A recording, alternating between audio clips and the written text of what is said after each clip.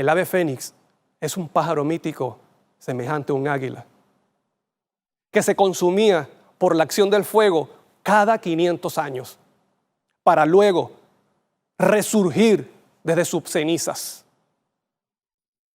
Y hay un poder religioso en este mundo que muy pronto se levantará del abismo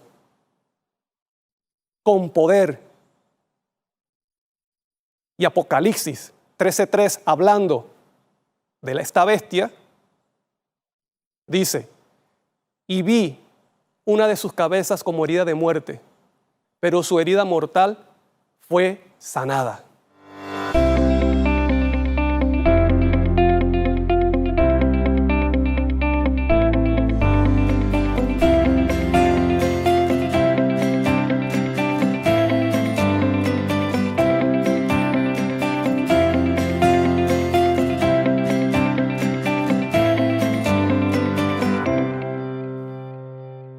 Hola amigos, esto es La Biblia Dice.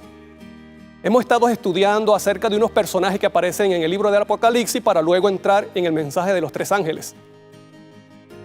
Y en esta oportunidad vamos a estudiar acerca de la resurrección de la bestia. El libro del Apocalipsis, específicamente el capítulo 12, es un resumen del conflicto entre el bien y el mal, en el cual se presenta al dragón, que es Satanás, persiguiendo al pueblo de Dios mediante los poderes de este mundo, mira, hasta el tiempo del fin. Y luego, en Apocalipsis 13, vemos esos poderes que Satanás utilizará para perseguir y hacerle la guerra a los fieles de Dios, quienes son los que guardan los mandamientos de Dios y han recibido el testimonio de Cristo Jesús como testigo fiel y verdadero en ese conflicto entre el bien y el mal. Así que Dios acerca la lupa en el capítulo 13 y nos muestra más detalles acerca de esos eventos finales y de esos personajes que utilizará Satanás para perseguir al remanente final. Para esto, vamos a comenzar con la primera pregunta. La primera pregunta dice: ¿qué bestia es esa? Para esto vamos a leer Apocalipsis 13. Mira lo que dice, vamos a leer la palabra de Dios en Apocalipsis capítulo 13, versículo 1. Dice: el dragón se paró sobre la arena del mar y vi subir del mar una bestia que tenía 7 cabezas y 10 cuernos, y en sus cuernos 10 diademas, y sobre sus cabezas nombre de blasfemia. Una característica que aparece aquí es que el mismo capítulo 13 comienza diciendo que el dragón se plantó. En muchas versiones en español no aparece este detalle, pero es el dragón que se para en la orilla del mar. ¿Sí? ¿Qué significa en la arena del mar? ¿Qué significa mar? Significa muchedumbre, multitud. Por lo tanto, el dragón se planta y dice en el original, estoy diciendo en el original dice que luego Juan ve una bestia fuera del mar que ha subido, teniendo 10 cuernos y 7 cabezas. Ahora, si tú notas bien, esta bestia que se levanta en Apocalipsis 13 tiene la misma característica del dragón, 7 cabezas y 10 cuernos. Y el dragón en Apocalipsis 12 representa en primera instancia a Satanás. ¿Sí? Como dice Apocalipsis 12:9, la serpiente antigua, ese dragón que es la serpiente antigua, que es el diablo y Satanás. Pero también representa al Imperio Romano, que utilizado por Satanás, trató de asesinar a Cristo cuando nació, de acuerdo a los primeros versículos del capítulo 12 de Apocalipsis. Mostrando de esta forma que este poder que se levanta, esta bestia que se levanta en Apocalipsis 13, que tiene la misma característica del dragón, es un poder que surge del antiguo Imperio Romano y que Roma sigue gobernando. Pero también nos muestra otra característica, y es que el dragón en Apocalipsis 12 también representa a los gobiernos utilizados por el diablo para perseguir al pueblo de Dios y que está en contra de la verdad. Entonces en Apocalipsis 13 nos muestra es que también el dragón representa a los gobiernos políticos de este mundo, que le dará el poder y la autoridad a esta bestia que se levanta. Pero hay otra característica que también se menciona en ese versículo 1, y es que dice que tiene nombres de blasfemia o nombres blasfemos. ¿Sabes tú qué nombre en la Biblia representa carácter? Por ejemplo, los 144,000 que son el pueblo de Dios, que es el sello, que tienen el sello de Dios en la frente, dice que tienen el nombre del Padre y el nombre de Cristo en su frente. Por lo tanto, ellos revelan el carácter de Dios. Por eso que el nombre representa carácter. Y una cosa importante es que el carácter de Dios tú lo puedes ver en su ley, en los 10 mandamientos, en la ley de Dios. Por lo tanto, ellos están guardando la ley. Pero en referente a la bestia, bueno, la bestia tiene una actitud contraria al carácter de Dios. Por eso dice nombre blasfemo. ¿Y cuál es el carácter de la bestia? Bueno, el carácter de la bestia es persecución, ira e intolerancia hacia los fieles de Dios. Y es una actitud en contra de la ley verdadera de Dios. Pero también tener nombres blasfemos significa promocionar, anunciar, tener cualidades que son exclusivas de la deidad, o nombres que le pertenecen solamente a Jehová. Por ejemplo, mira esto. El representante de esta institución religiosa se dice que se le llama Papa, y eso significa en latín Padre, el Santo Padre, el Papa. ¿Sabes tú que Cristo dijo que no llamáramos a nadie Padre en la tierra? Vamos a leerlo. Mira lo que dice. Mira lo que dice la palabra de Dios. En Mateo 23:9, y voy a leer la versión Nueva Traducción Viviente, mira lo que dice. Además, aquí en la tierra no se dirijan a nadie llamándolo Padre. ¿Ve? No se dirijan a nadie llamándolo Padre, porque solo Dios, que está en los cielos, es su Padre. Pero Él se hace llamar Papa, el Santo Padre. Y no solamente esto, sino que también a Él se le llama el Pontifex Maximus, que significa sumo sacerdote. Mientras que el único sacerdote o sumo sacerdote entre Dios y el hombre es Cristo. Mira lo que dice la palabra de Dios. En Hebreos 4:14, voy a leer también la versión Nueva Traducción Viviente, dice: por lo tanto, ya que tenemos un gran sumo sacerdote que entró en el cielo, Jesús, el Hijo de Dios, aferrémonos a lo que creemos. Pero no solamente Él se llama Santo Padre o Papa, Sumo Pontífice, sino que se hace llamar también Vicarius Christi, que es representante de Cristo o el que toma el lugar de Cristo. Ahora mira esta cita que lo dijo Cristo Jesús. En Juan 14:26 dice, Nueva Traducción Viviente: sin embargo, cuando el Padre envíe al abogado defensor como mi representante, ¿quién será ese representante? Dice, como mi representante. ¿Quién es ese representante? Es decir, al Espíritu Santo. El representante de Cristo no es el líder de la iglesia romana, es el Espíritu de Cristo, el Espíritu Santo. Él les enseñará todo y les recordará cada cosa que les he dicho. Ahora le voy a leer la versión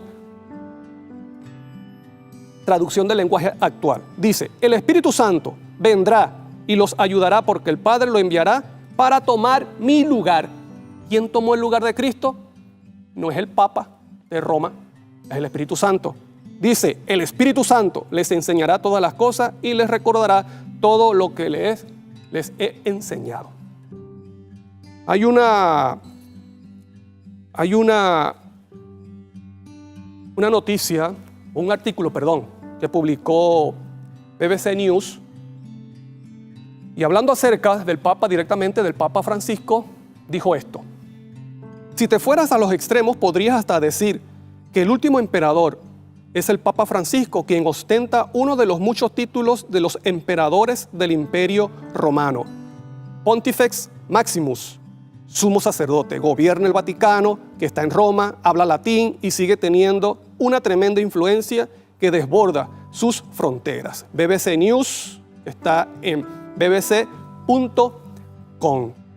Así que esta bestia que se levanta en Apocalipsis 13, vemos claramente quién es. Esta institución religiosa del antiguo imperio romano que se coloca en el lugar de Dios. Y pretende hasta perdonar pecado. No hay nadie fuera de Cristo que sea Dios con nosotros y además que perdone pecado. Solamente Cristo Jesús. Y además dice tener nombres que le pertenecen solamente a la deidad. Vamos con la siguiente pregunta, la cual dice: ¿qué significa la herida de la bestia? Bueno, si tú puedes ver, ahí mismo en Apocalipsis 13 podemos ver que esa herida fue proporcionada con la espada, con una espada. Vamos a leer Apocalipsis 13. Mira lo que dice Apocalipsis 13, versículo 14. Dice: y engaña, hablando aquí de la segunda bestia de Apocalipsis 13, que es una nación poderosa, dice: y engaña a los moradores de la tierra con las señales que se le ha permitido hacer en presencia de la bestia, mandando a los moradores de la tierra que le hagan imagen a la bestia que tiene herida de espada y revivió. Mire, tiene una herida ocasionada ¿por qué? Por la espada. Ahora la pregunta que nos hacemos es: ¿qué significa espada? Bueno, esa pregunta nos responde la misma palabra de Dios. Primeramente, significa el poder civil. Vamos a ver Romanos. Mire lo que dice Romanos. Romanos 13, versículos 1 y 4. Dice: sométase toda persona a las autoridades superiores, porque no hay autoridad sino de parte de Dios. Y las que hay por Dios han sido establecidas. Ahora versículo 4. Dice: porque es servidor de Dios para tu bien, pero si haces lo malo, bueno, teme. Porque no en vano lleva ¿qué? La espada, pues es servidor de Dios, vengador para castigar al que hace lo malo. Así que la espada significa poder civil. Y esto ocurrió, recibió una herida por medio del poder civil. Claro, en el estudio anterior vimos cómo el papado, en el año 1798, en la Revolución Francesa, bueno, ya la gente y el emperador de Francia, obstinado de los abusos de la Iglesia Católica y de los papas, bueno, envió a su ejército, dirigido por el general Beltier, a invadir a Roma. Así que entonces este general toma cautivo al papa de ese tiempo, que era Pío VI, y lo lleva exiliado a Francia y lo meten en un calabozo, el cual este papa muere al siguiente año, estando allí, encerrado en el calabozo. Pero también la palabra de Dios significa, la espada también significa la palabra de Dios. Vamos a leer Efesios. Mira lo que dice Efesios 6:17. Dice: tomad el yelmo de la salvación y la espada del Espíritu. ¿Qué es la espada del Espíritu? Que es la palabra de Dios. En el siglo XVI, en los años 1500, esta bestia también, o este poder religioso, recibió un golpe con la espada de la palabra. También, debido a los abusos de esta iglesia, bueno, Martín Lutero denuncia estos abusos de la iglesia mediante su 95 famosa tesis, el cual presentó y publicó en la iglesia de Wittenberg. Y esas tesis denunciaban, hermano y amigo, mira, estas tesis con versículos bíblicos, con la palabra, denunciaban los abusos de los papas y de la iglesia, el paganismo que estaba dentro de la iglesia, como también la mentira y lo ilógico del pago de las indulgencias. Y debido a la obra de este monje alemán como fue Martín Lutero, inició entonces el movimiento protestante, dando inicio a este movimiento que luego levantó a otros reformadores después de él, y que presentaban la palabra claramente en contra de las falsas doctrinas y de los abusos de la Iglesia romana. Y específicamente, él publicó esas tesis en el 31 de octubre de 1517. Ten presente esa fecha, 31 de octubre, 1517. Por lo tanto, podemos decir que la herida es ¿qué? Quitarle poder político, como ocurrió en el año 1798, quitarle la autoridad política, pero también esa herida involucra quitarle la autoridad religiosa, exponiendo y denunciando sus falsas doctrinas. ¿Por medio de qué? De la palabra de Dios. La espada, poder político, y la espada, que es la espada del Espíritu, que es la Biblia, la palabra de Dios. Ahora vamos con la siguiente pregunta. Teniendo esto en mente, teniendo esto presente, entonces vamos con la siguiente pregunta que dice: ¿qué significa la sanidad de la herida? ¿O qué significa la herida sanada? Bueno, si la herida significa quitarle poder político y quitar la autoridad religiosa mediante la palabra de Dios, entonces la sanidad de la herida significa recibir nuevamente autoridad y poder político que tenía antes. Pero esto también involucra que el mundo religioso, incluyendo el protestantismo, reconozca o acepte la autoridad religiosa del papado. Y esta bestia, querido amigo y hermano de Apocalipsis 13, te voy a decir algo. Esta bestia se levanta teniendo la herida sanada. Vamos a leer el versículo, Apocalipsis 13, versículo 3. Mira lo que dice. Apocalipsis 13, versículo 3, dice: y vi una de sus cabezas como herida de muerte, pero su herida mortal fue sanada. ¿Y sabes tú cómo dice en el original? Se curó. En el original dice: vi una de sus cabezas como herida de muerte, pero su herida mortal se curó. Y se maravilló toda la tierra en pos de la bestia.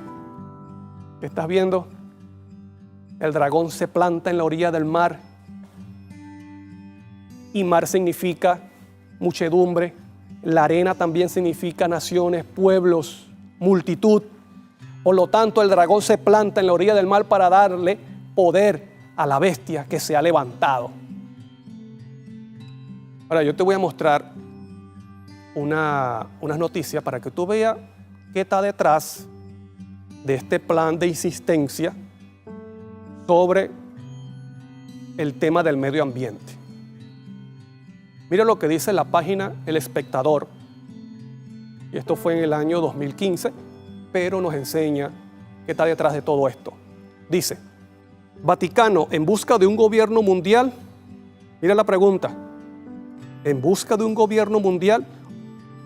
Uno de esos análisis que publicó la revista Digital Enlace México, en el que aseguran que si bien la conferencia del Vaticano se ha vendido como la necesidad de calentar el debate sobre las dimensiones morales de proteger el medio ambiente y construir un movimiento global a través de todas las religiones para el desarrollo sostenible, el evento también oculta, mira cómo dice, también oculta, o sea, tiene escondido detrás. Seguimos leyendo. También oculta la intención de la Iglesia de unir fuerzas con la ONU. ¿Con quién? Con la ONU sobre el cambio climático. ¿Con qué intención? Para sacar adelante un plan maestro de estructurar a las autoridades políticas y económicas del mundo para crear un gobierno mundial centralizado. Lo dice claramente que está detrás de todo este plan sobre el medio ambiente. Que el Vaticano pueda alcanzar el gobierno mundial. Ahora, ¿centralizado en quién? En el mismo papado. Ahora, los gobernantes del mundo actualmente, o sea, estoy hablando del poder político, trabajan para ese fin. Mira, te voy a mostrar una noticia de Donald Trump, que fue presidente de derecha. Mira lo que dice esta noticia. Trump impone a golpes el nuevo orden mundial. Donald Trump, que fue presidente de Estados Unidos y que es capitalista y de derecha, la noticia dice, impone a golpes el nuevo orden mundial. Y también el secretario de Estado en el tiempo de Donald Trump dijo, el secretario de Estado Mike Pompeo dijo, el presidente Donald Trump está construyendo un nuevo orden mundial respaldado por el liderazgo y la democracia estadounidenses. Qué interesante que ellos mismos dicen que están trabajando con ese propósito. Ahora, bueno, es muy conocido que los presidentes de filosofía de derecha o capitalista trabajan en pro del Vaticano. Eso se sabe. Pero ¿qué pasa con estos presidentes que trabajan con filosofía comunista de izquierda? Cuando uno de los principios del comunismo es no existe Dios, cero iglesia. ¿Será esto cierto? Bueno, mire esta noticia acerca de Hugo Chávez. Mira lo que dijo CNN en español acerca de Chávez. Dijo esto. Desde el Medio Oriente, Hugo Chávez pide crear un nuevo orden mundial. Mira, Chávez, que fue conocido como un presidente comunista o de izquierda o socialista, bueno, él trabajó ¿con qué intención? Para el nuevo orden mundial. La pregunta es, ¿estos presidentes sabrán para quién están trabajando? ¿Estos presidentes será que están conscientes cuál es el plan? Bueno, déjame decirte que sí. Porque si tú no lo sabías, te voy a decir algo. La filosofía capitalista o de derecha y la filosofía comunista o de izquierda fueron creadas por el mismo poder, la masonería. Y la masonería, que es una logia secreta, fue creada por los jesuitas, así como los Caballeros de Malta, el Opus Dei, entre otras más. ¿Y los jesuitas para quién trabajan? Bueno, los jesuitas es una orden militar del papado. Por lo tanto, cada presidente de este mundo sabe para quién está trabajando y con qué finalidad. Ahora mira esta noticia, lo que dijo un presidente reconocido como comunista de comunistas. Mira lo que dijo él también en la ONU en el año 1979. Fidel Castro dijo, los países no alineados insistimos en que es necesario eliminar la abismal desigualdad que separa a los países desarrollados y a los países en vía de desarrollo. Luchamos por ello para suprimir la pobreza, el hambre, la enfermedad y el analfabetismo que padecen todavía cientos de millones de seres humanos. Aspiramos a un nuevo orden mundial. ¿Qué dijo Fidel Castro? Aspiramos a un nuevo orden mundial basado en la justicia, la equidad y la paz. Discurso pronunciado en Nueva York el 12 de octubre de 1979. Este hombre llamó a un nuevo orden mundial. ¿Y quién será el líder de ese nuevo orden mundial? El papado.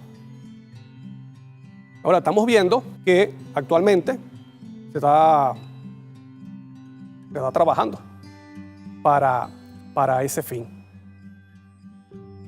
Ahora te voy a mostrar noticias de la iglesia luterana. En el año 2018, en la página Así Prensa, que es una página católica, anunció esta noticia que dice: por primera vez en 500 años celebrarán una misa católica en Catedral de Suecia. Y esa catedral que estás viendo allí es una catedral o una iglesia luterana. Dice, la Catedral Luterana de Lund, Suecia, acogerá en octubre una misa católica por primera vez después de casi 500 años del inicio de la Reforma Protestante. Sigue diciendo, desde que el Papa y los líderes de la Federación Luterana Mundial rezaron juntos en la catedral en 2016, católicos y luteranos se han reunido para rezar las vísperas ecuménicas. ¿Qué significa ecuménicas? Bueno, el trabajo que se está haciendo para unir a todas las iglesias, a todas las religiones. Por lo tanto, se está rezando por esto. Pero no solamente eso, mira la siguiente noticia, también acerca de la iglesia luterana. Dice, en la misma página católica Así Prensa, el 25 de junio de este mismo año, 2021, dice, el Papa Francisco alienta a rezar por la unidad entre cristianos. Leemos, el credo de Nicea es una expresión de fe vinculante no solo para los católicos y los luteranos, sino también para nuestros hermanos ortodoxos y para muchas otras comunidades cristianas. Es un tesoro común. Esforcémonos para que el 1700 aniversario de ese gran concilio que se cumplirá en el 2025 dé un nuevo impulso al camino ecuménico. Y mira lo que sigue diciendo. Es un don de Dios y para nosotros un camino irreversible.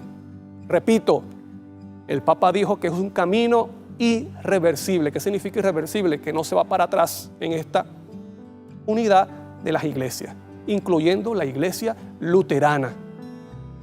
Y esto puede ser increíble, pero la profecía tiene que cumplirse. La iglesia luterana, que su fundador fue uno de los primeros, el pionero de protestar en contra de los abusos del papado y de las falsas doctrinas, ahora se está uniendo al papado, la iglesia luterana, con otras iglesias más ortodoxas, igualmente las iglesias protestantes en el mundo. ¿Ves? Ahora, yo no sé si tú conoces el tratado que ha creado tanto la iglesia papal, la iglesia católica, junto con la iglesia luterana, acerca de la doctrina de la justificación, así lo llaman ellos. Declaración conjunta de la justificación. Mira lo que dice. En la página iglesialuterana.cl, en el año 2019, dice, la Federación Luterana Mundial y el Pontificio Consejo de la Promoción de la Unidad de los Cristianos invitaron a sus iglesias a usar la liturgia y otros materiales preparados conjuntamente para marcar el 20º aniversario de la Declaración Conjunta sobre la Doctrina de la Justificación, que fuera firmada por representantes de una y otro. ¿Cuándo fue esto? El 31 de octubre de 1999, día de la Reforma, que fue el día o la fecha cuando Martín Lutero presentó su tesis en contra del papado. ¿Ves? Declaración conjunta, la Iglesia Católica y la Iglesia Luterana. Ellos ya están unidos, ellos ya están en acuerdo acerca de la justificación. Yo no sé por qué le llaman solamente justificación y no dicen justificación por la fe. Pero lo que enseña es que ya el abismo, la separación entre la Iglesia Luterana y la Iglesia Católica ya no existe.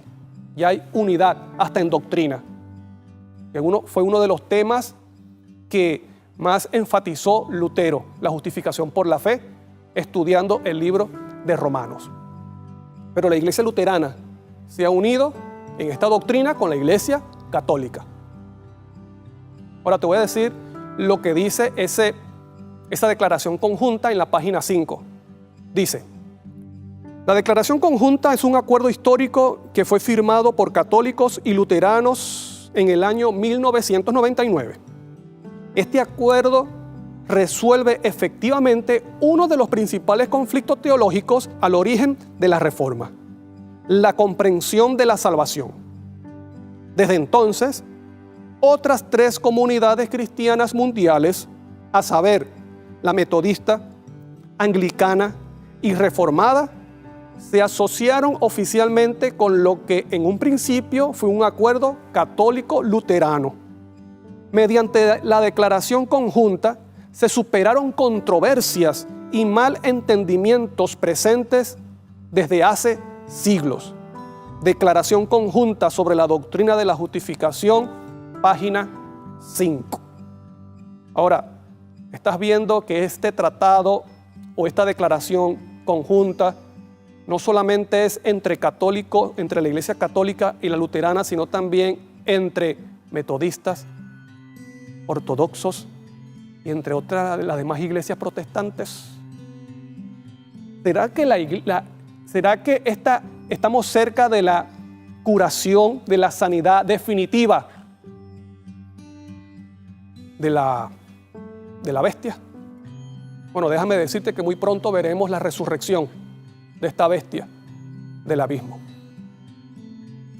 Se le está dando poder, se está buscando darle poder y autoridad política mediante los gobiernos de este mundo, pero también las iglesias protestantes y ortodoxas están reconociendo su autoridad religiosa en doctrina. Es triste, pero es un cumplimiento de la profecía, porque la palabra de Dios se cumple. Ahora vamos con la siguiente pregunta. Y es la última, y dice, aunque no es pregunta, es un enunciado, cualidades del papado revivido. ¿Cuáles son las cualidades entonces del papado revivido? Vamos a buscar allí nuevamente en Apocalipsis 13, versículo 1.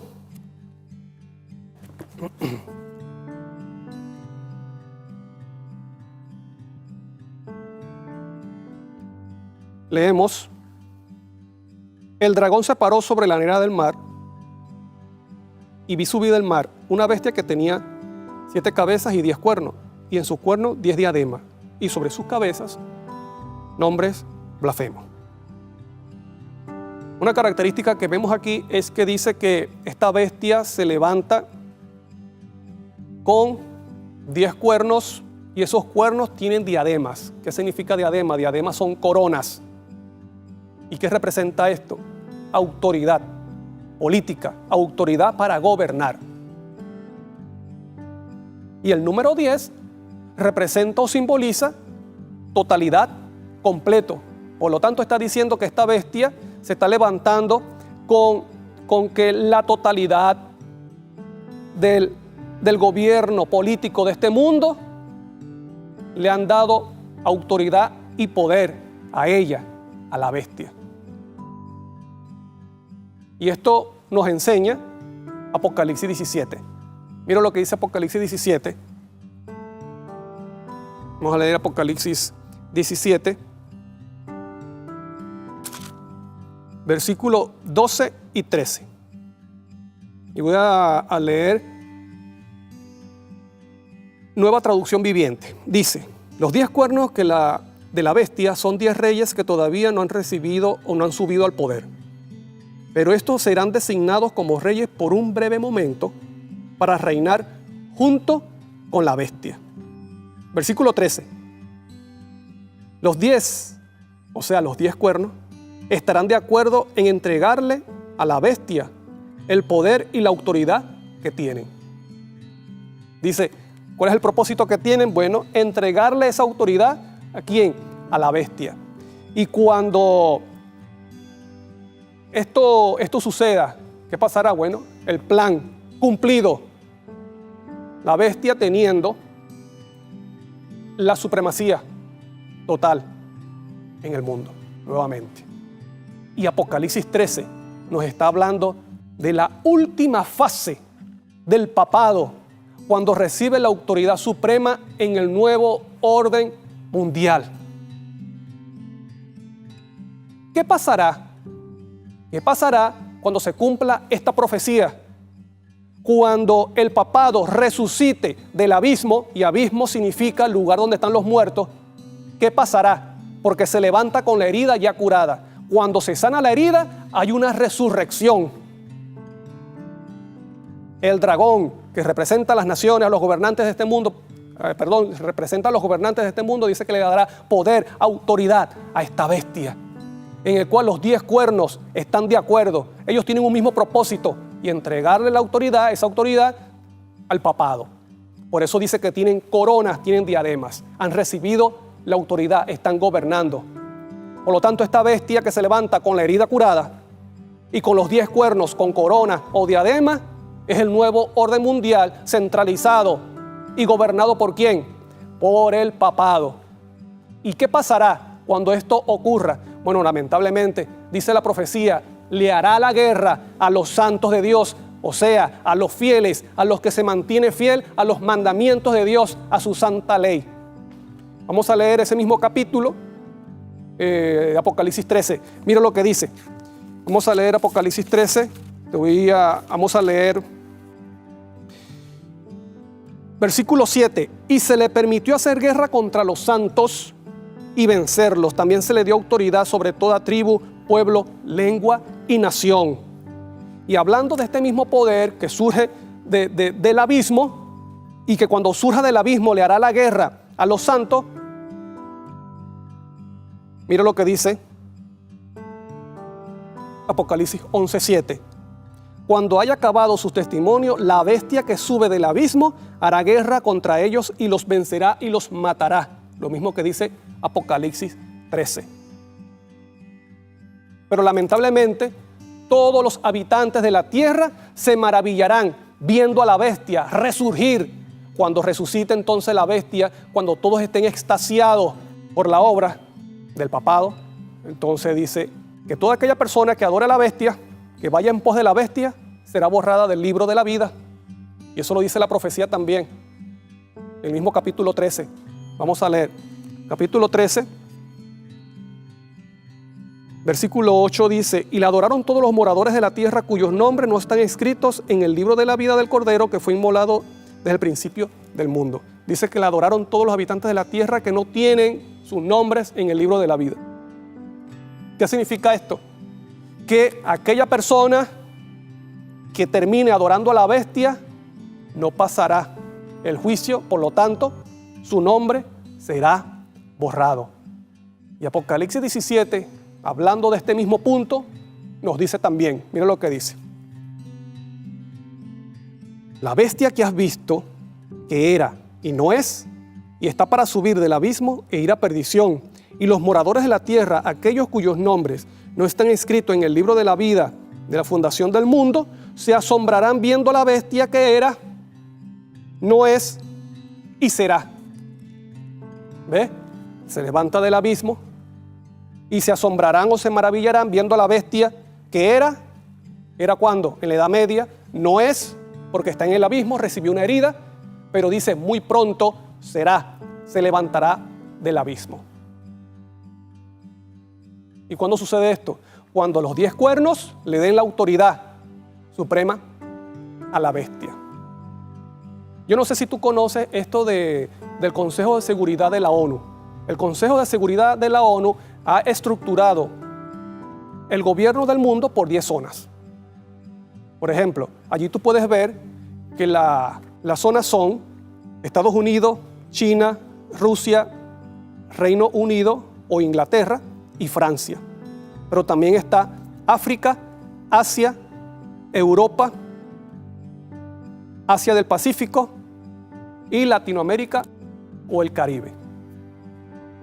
Y en esas reuniones siempre están presentes las 5 primeras: Estados Unidos, China, Rusia, Inglaterra y Francia. Y los demás miembros, bueno, son intercalados por los países de las otras zonas, que son entre las zonas que son África, Asia, Asia del Pacífico, Europa y Latinoamérica o el Caribe. Ahora, yo no sé si tú te has dado cuenta que la Agenda 2030 de la ONU, mira que esta agenda la ha hecho la ONU, tiene todos los puntos que están presentes en Laudato Si, la cual es la propuesta lanzada por el papado. Pero qué interesante que aquel punto que tiene que ver con el cambio climático es el número 13. Y ese punto no está en el número 13 por casualidad. El número 13 representa o significa algo en esta numerología cabalística. Hay muchas teorías, pero hay una que como se apega más a lo lógico. El número 13 lo han tomado del capítulo 13 de Apocalipsis, porque en el capítulo 13 de Apocalipsis es donde se menciona la resurrección del anticristo, o sea, del papado. Y qué interesante que utilizan como un dibujo, el dibujo que utilizan o el icono es un ojo. ¿Por qué no pueden utilizar otra cosa? Porque el ojo está presente en ese icono del nuevo orden mundial que aparece en el dólar norteamericano. Del ojo iluminado que todo lo ve. Y ese ojo se encuentra en la cúspide, en la parte última de la pirámide que tiene 13 escalones. ¿Tú crees que todo esto es casualidad? 13 escalones tiene la pirámide del nuevo orden mundial. Ahora, Francisco fue elegido como papa el 13 de marzo del 2013. Ahora, si tú sumas los dígitos de esa fecha, del 13 de marzo de 2013, te da también 13. Te pregunto, ¿estamos hablando de algo ilógico? ¿Será mentira que detrás de todo esto hay cosas oscuras? No, es verdad. El número 13 está relacionado con la resurrección del anticristo, que no es otra que la bestia del papado. Y muy pronto se le dará poder político, pero también autoridad religiosa. Y todas las iglesias se unirán al papado y todo el mundo se maravillará en pos de la bestia. Lamentablemente perseguirá a los fieles de Dios y le hará la guerra. ¿Sabes tú que en esto radica el juicio de los vivos? Si vamos a mantenernos fiel a los mandamientos verdaderos de Dios, o vamos a seguir mandamientos creados por el hombre, y especialmente por el papado. Pero termino con esto. No hay que temer. Lo que tenemos que hacer es consagrar cada día nuestra vida a Dios y confiar en sus promesas. Eso es lo que tenemos que hacer en estos momentos. Cristo viene y destruirá todos los poderes malvados de este mundo, como dice la Biblia. Cuando digan paz y seguridad, vendrá destrucción repentina y dice, y no escaparán.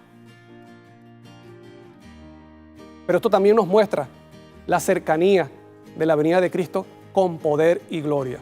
El mismo Cristo dijo, mira, cuando ustedes vean que comienzan a suceder estas cosas, bueno, erguíos y levantad vuestra cabeza, porque vuestra redención está cerca. Cristo prometió estar con sus fieles hasta el fin de este mundo. ¿Deseas tú ser parte de ese remanente que se mantendrán fieles a los mandamientos de Dios, pase lo que pase?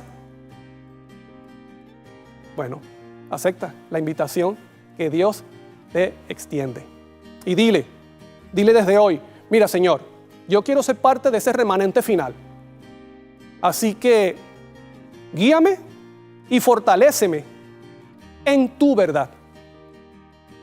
Que el Señor te bendiga grandemente y nos vemos en los siguientes estudios.